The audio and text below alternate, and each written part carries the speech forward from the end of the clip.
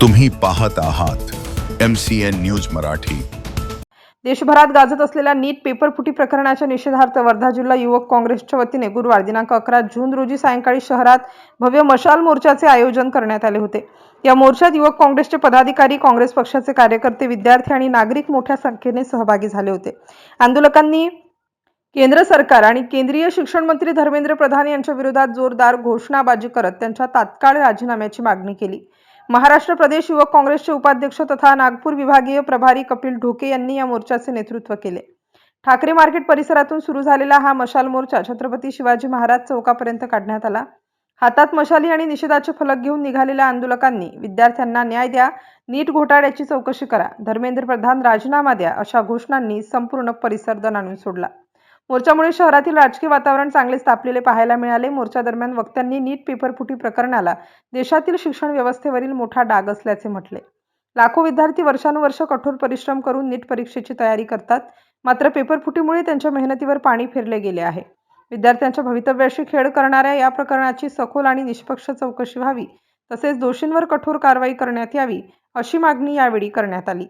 MCN news मराठीकरिता सचिन महाजन, वर्धा।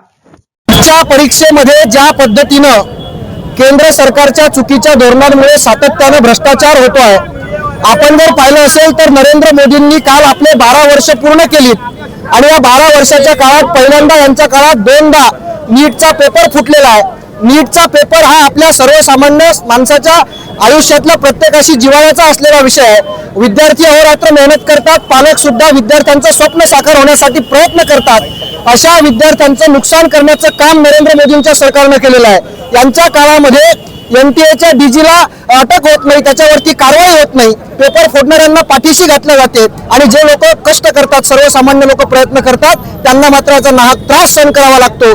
केंद्रीय शिक्षण मंत्री यावरती चकार शब्द बोलायला तयार नाहीत। केंद्रीय शिक्षण मंत्री ही शिक्षण व्यवस्था हाताळण्यामध्ये सर्वतोपरी अपयशी ठरलेले आहेत। म्हणून वर्धा जिल्हा युवक काँग्रेसच्या आमच्या प्रत्येक पदाधिकाऱ्याच्या माध्यमातून हा युवक काँग्रेसचा मशाल मोर्चा धर्मेंद्र प्रधाननी राजीनामा दिला पाहिजे या मागणीसाठी, नीटच्या परीक्षेत भ्रष्टाचार करून आमच्या विद्यार्थ्यांचं जगणं हराम करणाऱ्या सरकारच्या निषेधार्थ हा मशाल मोर्चा काढून या ठिकाणी आम्ही निषेध करत आहोत। आमची मागणी आहे की धर्मेंद्र प्रधान यांनी राजीनामा दिला पाहिजे। धर्मेंद्र प्रधानचा राजीनामा होईपर्यंत युवक काँग्रेस देशभरात ही लढाई तीव्र करेल आणि राजीनामा घेऊनच शांत होईल, एवढीच विनंती या माध्यमातून, आपला इशारा या माध्यमातून सरकारला देतोय।